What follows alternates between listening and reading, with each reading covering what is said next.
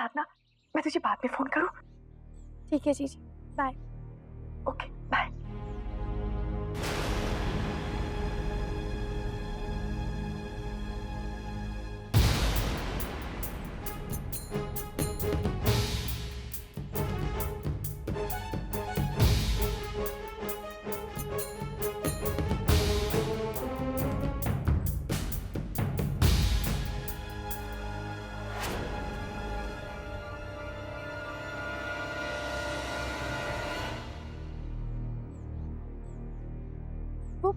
वो आदमी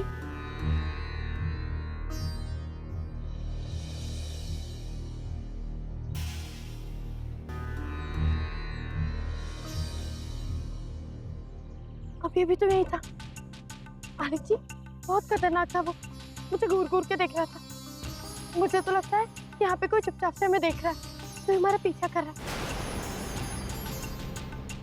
साधना तुम भी ना, मैं तुम्हें हमारी लैंड दिखाता हूँ। वो देखो, ये दूर दूर तक हमारा लैंड है। और पता कॉटेज सिटी का जो प्रोजेक्ट है ना, वो यहाँ बनेगा। साधना, मैंने तो कभी सोचा ही नहीं था कि मैं इतना कुछ कर पाऊंगा। और ये जो प्रोजेक्ट है ना, ये मेरे लिए बहुत मायने रखता है, क्योंकि ये क्या साधना, मैं तुमसे अपने प्रोजेक्ट के बारे में बात कर रहा हूँ, तुम वो की कौन है वहाँ? मैं देखता हूँ। आलिक जी वहां मत जाइए।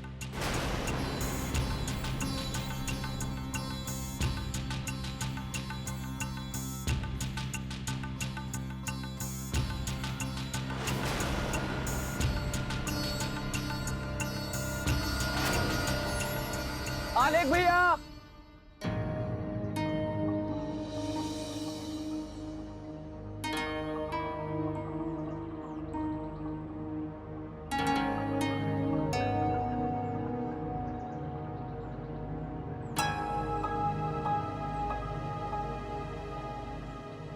आइए भैया, आपको एक चीज दिखाता हूँ।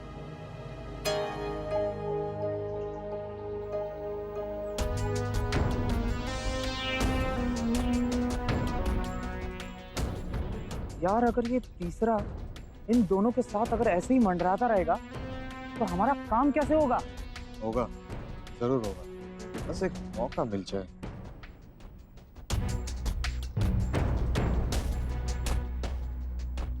शुक्र है दादी जी आप सही सलामत पहुंच गए। मुझे तो चिंता हो रही थी कि आप इतना लंबा सफर कैसे तय करेंगी। इस पूरे घर में मैं एक ही हूँ जिसे आपकी इतनी चिंता होती है। सच में आपकी बहुत कमी महसूस हो रही है दादी जी।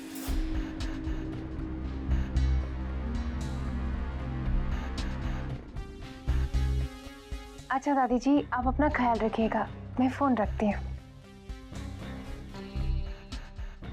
क्या हुआ नवीन? ये क्या कर रही थी तू? अरे तुम्हें कुछ अक्ल है या नहीं? इस घर में सब लोग दादी बुआ के खिलाफ हैं। कोई सुन लेता तू? और वैसे भी अब दादी बुआ पे अपना वक्त क्यों बर्बाद कर रही हो? अब वो हमारे किस काम की? मुझे अब समझ में आया नवीन, तुम्हारा डिमोशन क्यों हुआ था। तुम्हें पता है नवीन, तुम कभी आगे की नहीं सोचते, जिंदगी में कुछ भी कर जाते हो और फिर बाद में पछताते हो। अरे जिंदगी में कौन कब कैसे काम आ जाए कोई बोल सकता है क्या? तुम जानते हो ये रिश्तों के जो नेटवर्क है ना, इसे दिखावे का मक्खन लगाना पड़ता है ताकि सही वक्त आने पर ये हमारे काम आ सके, हमारे वार में हमारा हथियार बन सके।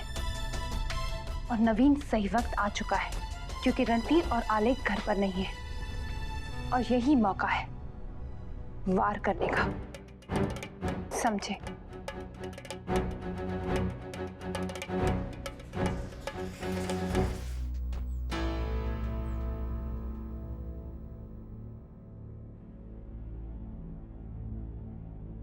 साहब, मैं अंदर आ सकता हूँ? और अमला,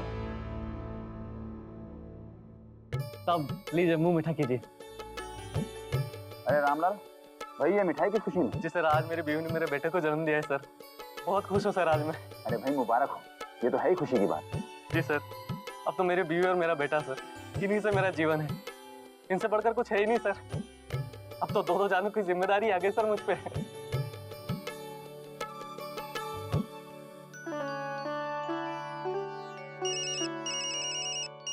सर मैं चलूं? हाँ अमला। हेलो,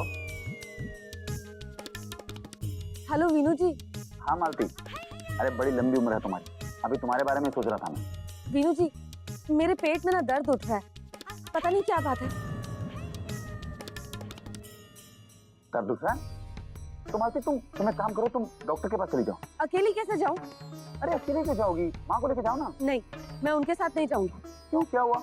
देखो वीनू जी, किसी के बारे में मुझे जो कुछ भी लगता है मैं तो सीधा मुंह पे बोल देती हूँ ना, लेकिन माँ जी की तो आदत ही अलग है। मालती हुआ क्या है, कुछ बताओगी भी? देखो वीनू जी, आप अपनी माँ से कह दो कि मेरे पीठ पीछे मेरी बुराई ना किया करे, मुझे अच्छा नहीं लगता। मालती तुम पागल हो गई, माँ तुम्हारे बारे में ऐसा क्यों सोचेंगी? देखो वीनू जी, अगर माँ जी को मेरा इस घर में रहना अच्छा नहीं लगता तो मैं अपने मायके चली जाती हूँ ना। जब देखो सबके सामने मेरी बुराई करती रहती है, मुझे अच्छा नहीं लगता। अरे आखिर बताओगी भी, हुआ क्या है?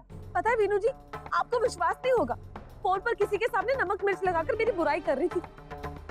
कह रही थी कि मालती बहुत जबान दराज है, घर के काम में हाथ नहीं बटाती, आग लगाती है घर में। अगर माँ जी को मेरा यहाँ रहना पसंद नहीं है तो मुझे तो ये घर छोड़ के चले जाना चाहिए ना। मैं चली जाती हूँ अपनी माँ के पास, क्या क्यों रहूं? अच्छा बाबा तुम रुको, मैं भी आता हूँ।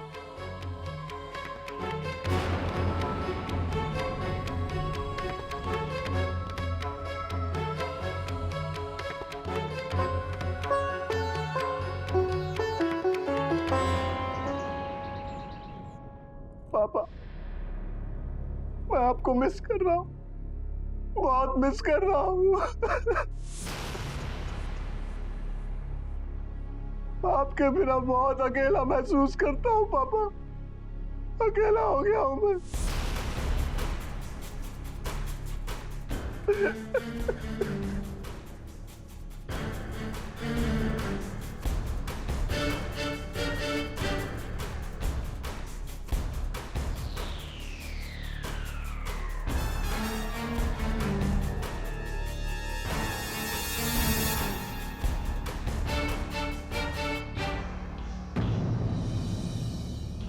बड़े पापा आप,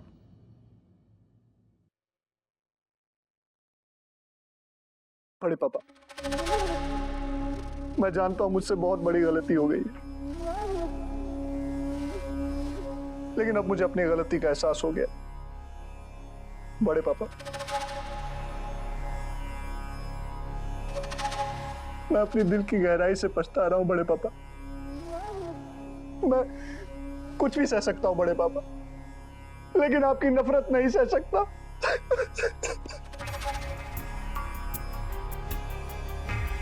क्या आप मुझे अपना बेटा समझकर माफ नहीं कर सकते बड़े पापा? जैसे कि आप ही कहा करते थे, आपके 3 बेटे, आलेख, रणवीर और नवीन। क्या अब मैं आपका बेटा नहीं रहा बड़े पापा?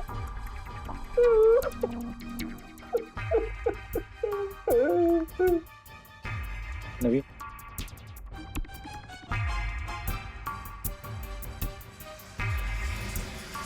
ऐसा कुछ नहीं।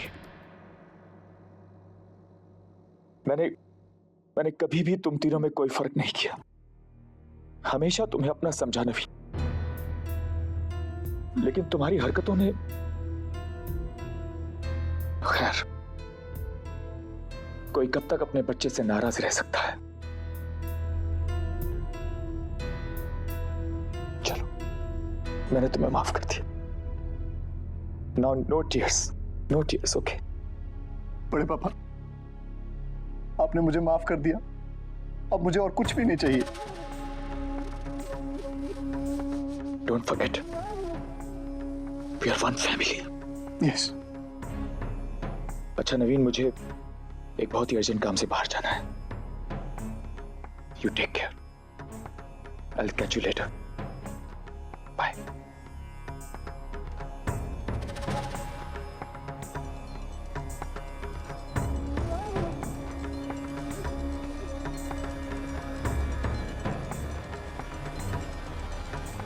नवीन, अवनी, मुट्ठी में कर लिया इंद्रजीत राजवंश को। वैसे मैंने सोचा नहीं था ये काम इतनी आसानी से हो जाएगा। सही वक्त नवीन, सही टाइमिंग इसी तो कहते हैं। वो अपने बेटों को मिस कर रहे थे, उन्हें तो पिघलना ही था। रही बात बड़ी माँ और रणवीर की। That's a challenge. तुम अपने इमोशनल ड्रामा से उन्हें नहीं पिघला सकते। वो तो मुझ पे छोड़ दो अवनी। लोहे को नरम करने के लिए आग की जरूरत पड़ती है, और आग तो मैं काफी दिनों से अपने सीने में लेके घूम रहा हूं। अभी तक अपनी बेइज्जती भूला नहीं हूं मैं। अब तुम देखती जाओ कैसे मैं अपने रास्ते की हर रुकावट को दूर करता हूं।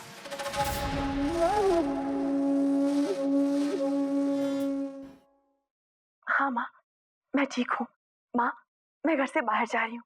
मैं आपको बाद में फोन करूँ? ठीक है रागनी बेटा। जी माँ, बाय। अरे वीनू बेटा,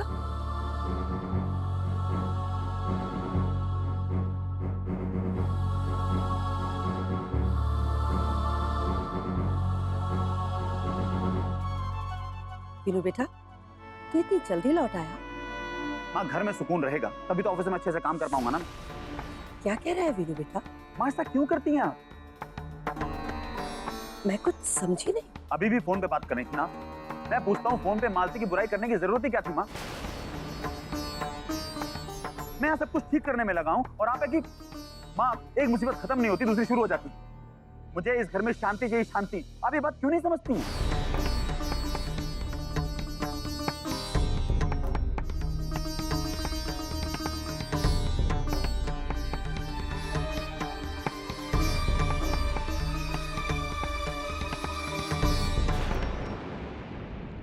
माँ कम से कम इसका तो ख्याल रखा होता कि वो माँ बनने वाली। अरे मैं मानता हूँ उससे गलती होगी, लेकिन उसकी इस हालत में हमें उसकी गलतियों को नजरअंदाज कर देना चाहिए, ये भी सिखाना पड़ेगा क्या मुझे आपको?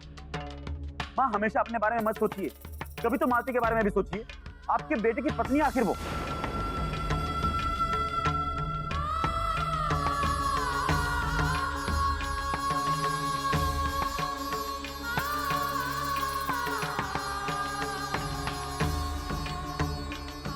वीनू बेटा देखो, तू गलत समझ रहा है। मैंने तो बस इतना कहा था कि बहू अपने। मैं कहता हूँ कुछ भी कहने की जरूरत क्या है? आपको बहस करना जरूरी है क्या? आप भी राय का पहाड़ बना देती। आपसे ये तो हो नहीं रहा है कि बहू को माँ जैसा प्यार दे, और उल्टा है कि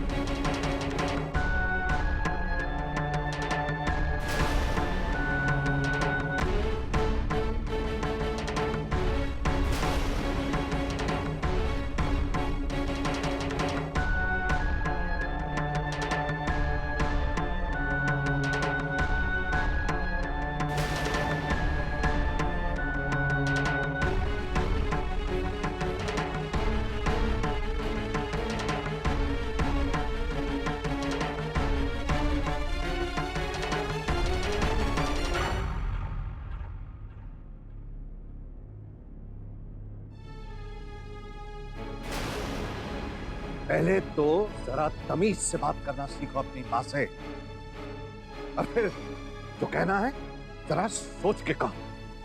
राई का पहाड़ तो तुम बना रहे हो, सरासर गलत इल्जाम लगा रहे हो तुम कौशल्या जी पर। जो इन्होंने किया ही नहीं उसका दोष बेझिझक ही इनके मत्थे मढ़ रहे हो।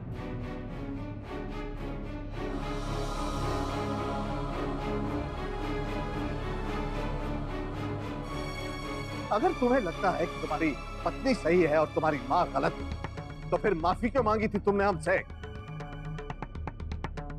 अगर वो माँ बनने वाली है तो इसका ये मतलब नहीं कि तुम अपनी माँ का इस तरह निरादर करो। और जी मेरा वो मतलब नहीं था। हो सकता है कि अपनी माँ को दुख पहुंचाने का तुम्हारा मकसद ना हो, लेकिन अपनी माँ के बारे में तुमने ऐसा सोचा कैसे? और अगर गलती से सोच भी लिया तो उस गलत सोच को अपनी जुबान पर लाने की जुर्रत कैसे हुई तुम्हारी? अपने माँ बाप को इतनी बड़ी ठेस पहुंचाने से पहले हमारे बेटे ने इतना भी नहीं सोचा?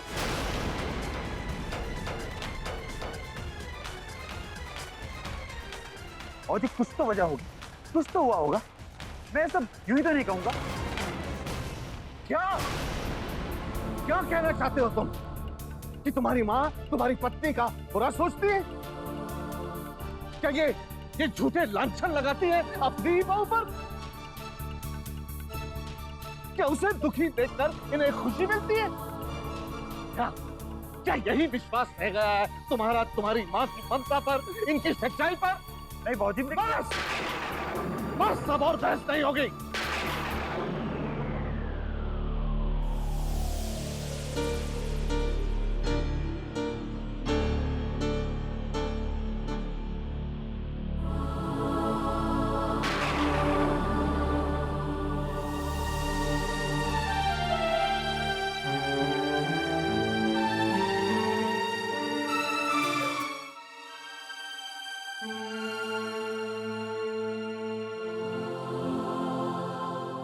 अगर तुम अपनी ही माँ को दोषी मानते हो और इस घर में कुछ भी सही नहीं लगता तुम्हें, तो तुम दोनों इस घर को छोड़कर जा सकते हो।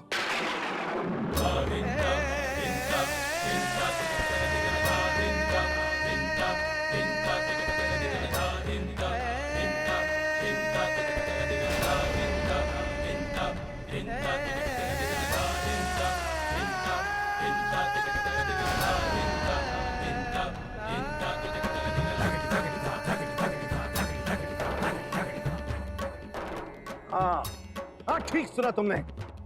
इस घर का माहौल रास नहीं आता ना तुम्हें, तो जाओ जाओ अलग हो जाओ।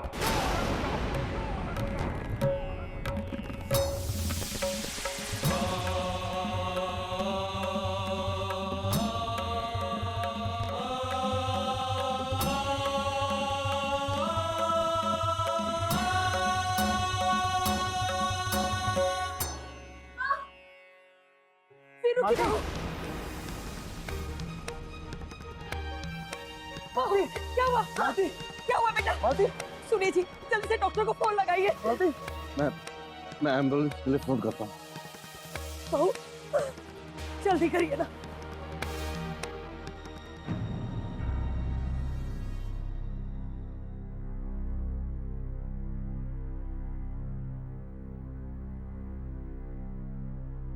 गुड आफ्टरनून मिसेस राजवंश। Good afternoon. बताइए क्या तकलीफ है? डॉक्टर, आजकल बार बार उल्टियाँ हो रही है, जी भारी सा हो जाता है और सर में हल्का हल्का दर्द भी है।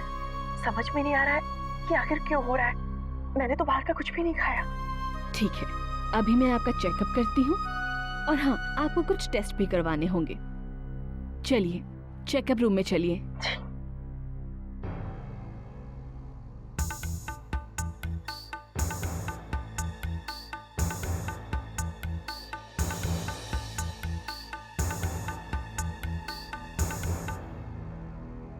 डॉक्टर, सब कुछ ठीक तो है ना?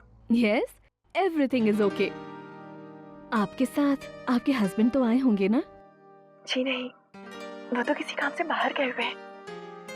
क्या बात है डॉक्टर, आप मुझसे बताइए, कोई सीरियस बात है? हाँ, सीरियस बात तो है।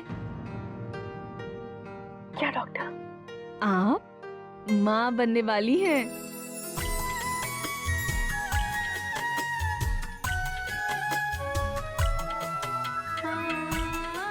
क्या कहा आपने? मैं माँ? हाँ रागिनी, आपने बिल्कुल सही सुना, आप प्रेग्नेंट हैं। थैंक यू भगवान जी, थैंक यू सो मच।